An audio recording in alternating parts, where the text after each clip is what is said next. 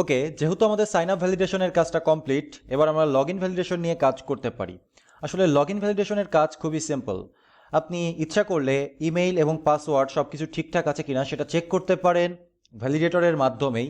সেই ক্ষেত্রে আপনি এখানে মেসেজ প্রোভাইড করতে পারেন যে email is not valid, password is not valid, এই টাইপের মেসেজ আপনি প্রোভাইড করতে পারেন।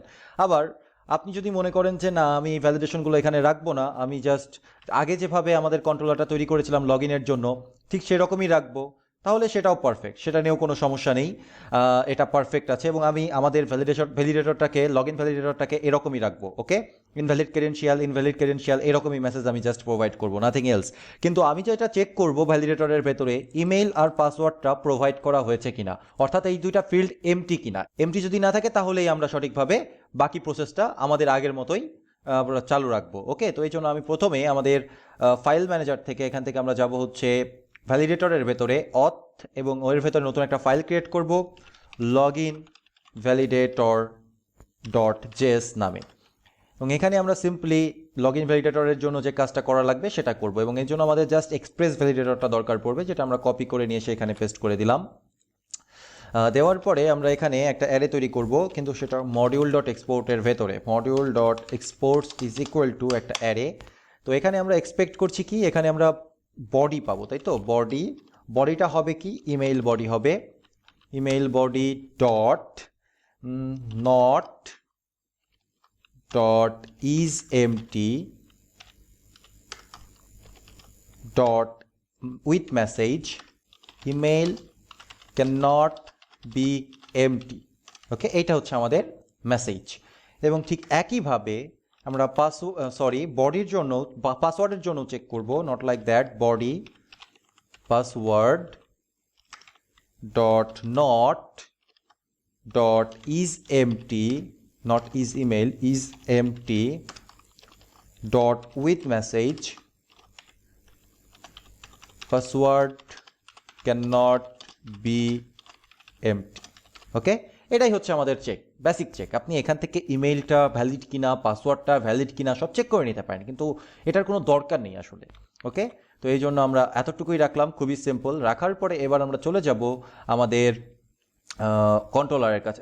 কন্ট্রোলারের পূর্বে আমাদের রাউটের কাছে যেতে হবে। ওকে, সো অথ রাউটের কাছে চলে গেলাম। যাওয়ার পরে এই ভ্যালিডেটরটাকে আমরা কপি করে নেই, কপি করে পেস্ট করি, এবং এখানে লগ ইন ভ্যালিডেটরটাকে আমরা নিয়ে আসবো, লগ ইন ভ্যালিডেটর।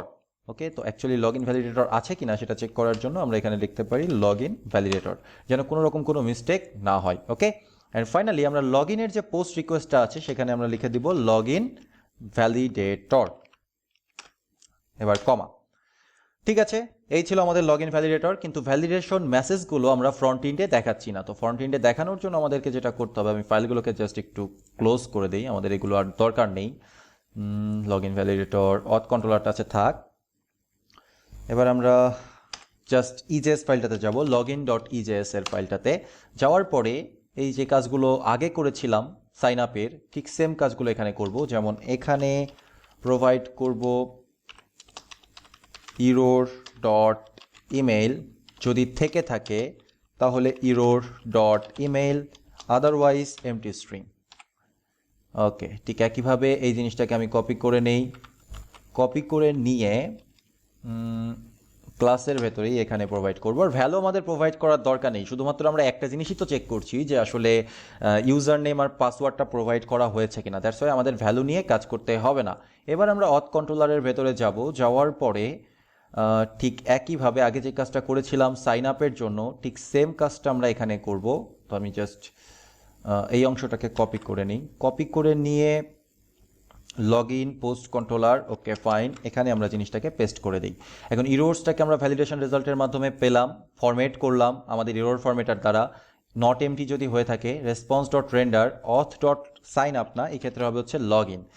টাইটেলের ক্ষেত্রে হবে হচ্ছে, এখানে আমরা টাইটেল একটা দিয়েছিলাম log in to your account, তাহলে টাইটেলটা চেঞ্জ হয়ে যাচ্ছে log in to your account. আর ইরোর্সের ক্ষেত্রে ইরোর্স ডট ম্যাপ, আর আমাদের ভ্যালুটা প্রোভাইড করার কোনো রকম কোনো দরকার নেই। তাহলে এই হচ্ছে আমাদের সিম্পল লগ ইন ভ্যালিডেটর। এবার যদি আমরা লগ ইন পেজটাকে আবার রিফ্রেশ করি, এটা আমাদেরকে একটা ইরোর প্রোভাইড করছে, ইরোরটা প্রোভাইড করছে এখানে। এরা আমাদেরকে বলছে ইরর ইজ আনডিফাইন্ড। এটা বলার পিছনে রিজন আছে, সঠিক রিজন আছে। কারণ এখানে আমরা দুইটা জায়গাতেই ইরোর ডট ইমেল করেছি, এটা একটা মিস্টেক করেছি। তাছাড়া আসলে ইরোর এটা না, এখানে ইরোর আর একটা আছে। সেই ইরোরটা হচ্ছে যে যখন গেট রিকোয়েস্ট পাচ্ছে তখন তো কোনো ইরোর এখানে নেই, তাই না? তাহলে আমাদের গেট রিকোয়েস্টের সাথে ইরোরটাকে বাইন্ডিং করে দিতে হবে, এই যে এখানে। তাহলে এখানে আমাদের অবজেক্টের ভেতরে ইরোর নামের একটা অবজেক্ট প্রোভাইড করতে হবে, এবং যেটা মূলত একটা এমটি অবজেক্ট। এবার আসলে আমাদের প্রবলেমটা সলভ হয়ে যাবে, আর কোনো প্রবলেম থাকার কথা না। এই তো রিফ্রেশ কমপ্লিট। এবার আমরা এখানে সাইন আপই লেখা আছে, সো লগ ইন জেসের ভেতরে যাওয়ার পরে ভ্যালু সাইন আপের বদলে লগ ইন করে দেই, সেভ। সো সাইন আপ বাটনে বা লগ ইন বাটনে ক্লিক করি, এটা রিফ্রেশ করছে কিন্তু আসলে কোনো রকম কোনো ইরর শো করছে না। তার পিছনে আরও একটা রিজন আছে, কারণ হচ্ছে আমরা শুধুমাত্র ক্লাসটাকেই শো করেছি, আর কিছু করিনি, তাই না? ও আচ্ছা, ক্লাসটাকেও আমরা সঠিকভাবে বাইন্ড করিনি। অ্যাকচুয়ালি আমি আউট অফ মাইন্ড, সো কোনো একটা কোনো একটা কারণে আমি ডিস্টার্ব মাইন্ডে আছি, যে কারণে আমি এখানে একটু মিস্টেক করেছি। এটা হবে হচ্ছে ইনভ্যালিড। আমি একটু দেখে নিই, আমি ক্লাসটাও মনে করতে পারছি না। সাইন আপ ইজেসের ভেতরে আছে মেবি ইজ ইনভ্যালিড, এটার নাম হচ্ছে ইজ ইনভ্যালিড আর আদারওয়াইজ এমটি।